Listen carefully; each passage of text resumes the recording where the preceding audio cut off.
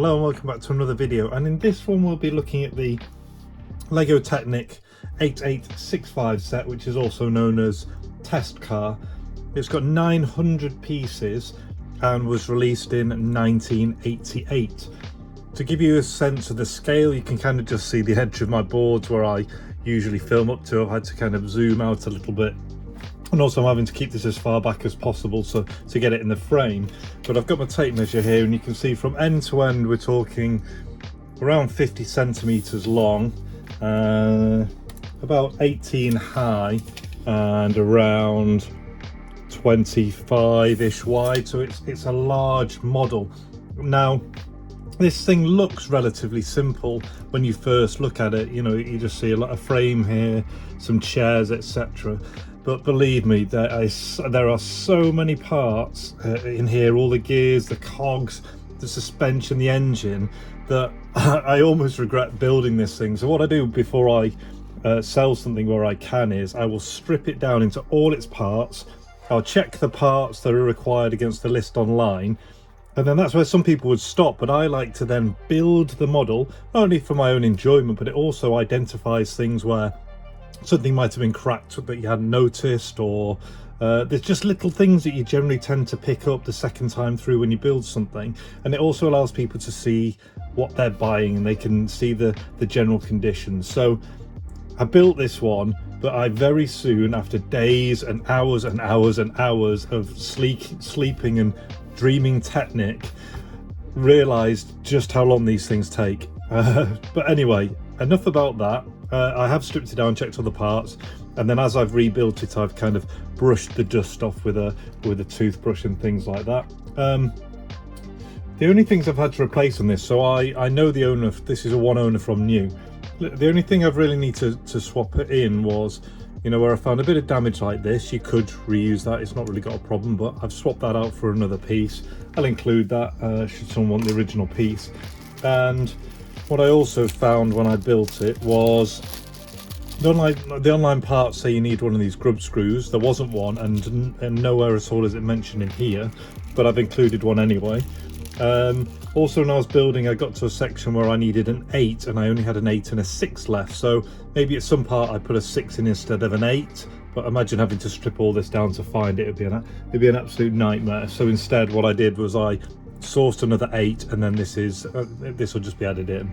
And then the other thing, and this is what I mean about building things, is I found that for the vast majority these are absolutely fine, but when I came to build the engine, I spotted that at the bottom of these you get little hairline cracks. So just down there, where when you push the rods in, they open up slightly, and I you know, when I counted them, because it's on basically almost all of them, I just thought that's how it was.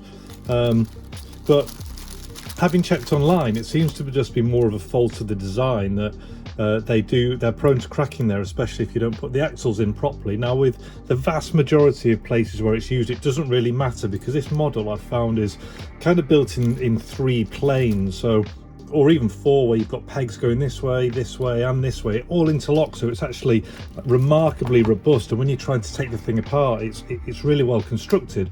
But one area I found was building the pistons here in the engine. I didn't want them to slide off, so what I did was I sourced some online that were not broken, so just in those areas where it's going to be spinning around, and I'll come on to the engine shortly. I just wanted those to be better, so what I've done is I've swapped in some, but included in the model will be the ones that it came with.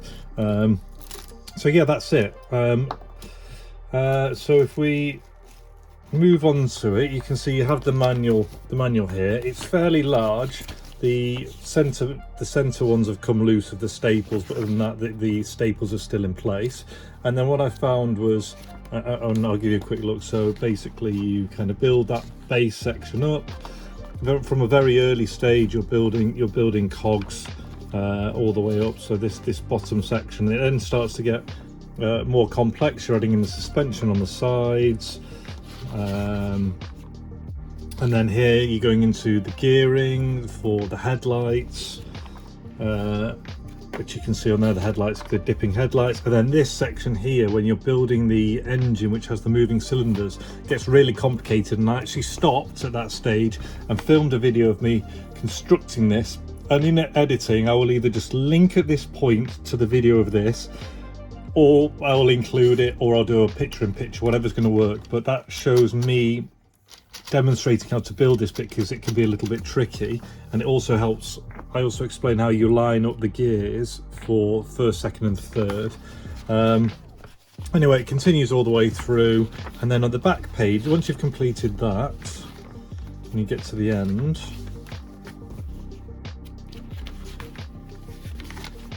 you can see at this point that's the vehicle finished.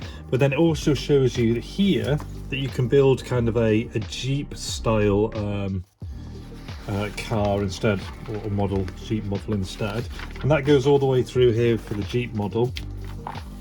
And then what I found was at the back here, it kind of says that you need this model and this model to make this. And you can see what was odd was there was this separate sheet which says page 35 at the back, but essentially it's just that page again, but a slightly different picture at the top. And this page here is just that one there, but whereas the back of this manual has the rear, this one's just a flip over. So I'm wondering if that was just an extra leaflet included, but I was thrown off by the fact that it had this page number there. So that's all the background about what I've done, the manual. Let's have a look at the car itself. So yeah, large in scale, and as you can see, it is it has fully working suspension on the sprung parts here. So this whole central body will move up on individually articulated suspension. On top of that, in the middle, you have the ability to just slide the seats forwards and backwards. Moving forward, using the steering wheel will move your wheels left and right, all through this system of cogs that you can see there working at the front. So as you're driving along, you've got that. Here there is a small red handle, and as I do that, you'll see these headlights here at the front go from kind of almost being in this vertical, like out at the minute, and then as you pull the lever back, they go all the way down into that kind of hidden position, almost like a Toyota MR2. So you push again, show it, I'll slide that forward. There you can see they rise and lower. Let me see if I can give you a better image. That's better, isn't it? So basically dip all the way down or come all the way up.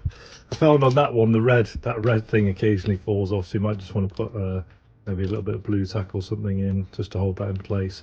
Now, in addition to that, you also have a complete system of gears operating here from first, second and third, which essentially moves this system of cogs.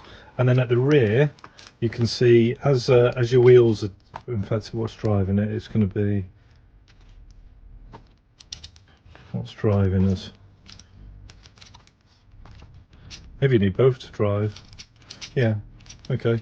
Anyway, so as that's moving, you can see the cylinders moving, and you can see everything move. And then as you're driving along, you can select another gear, so second gear. I find it's easier if you just kind of have the vehicle moving a little bit to help it slot in, and that actually changes the gearing when you're moving the car along. So once you're in place, the pistons actually move at a slower rate as you'd expect, and then if you get into third, again the pistons move at a much slower ratio, and as you go along all the way into first, you can hear they're moving even quicker. I'll give you a quick look at the pistons there. So this turns around, and also this rear section here moves as well. So that spins round and that all moves.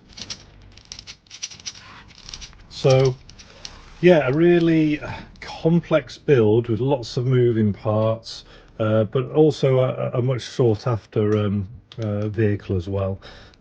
So yeah, that was the 1988 8865. What was it? It would be the test car, 900 pieces, stripped down, pieces checked. A few things added, so I added a replacement one of these because that one was damaged, put in the screw because it says you need it, even though the instructions say you don't. I kind of was left with a 6 instead of an 8, so I did an 8 in. I might have just mixed it up as I was building at some point in here. And then I've replaced a number of extra ones of these just in the critical parts of the engine, because I found actually the rest of the time it didn't really matter. All kind of brushed down, all built, all tested and working. And that's that. I don't think there's probably anything else to really mention about it. It takes a long time to build. But yeah, hope you enjoyed the video. If you did, please like, share, comment, subscribe. It really helps me grow the channel. And until the next one, all the best, take care and see you.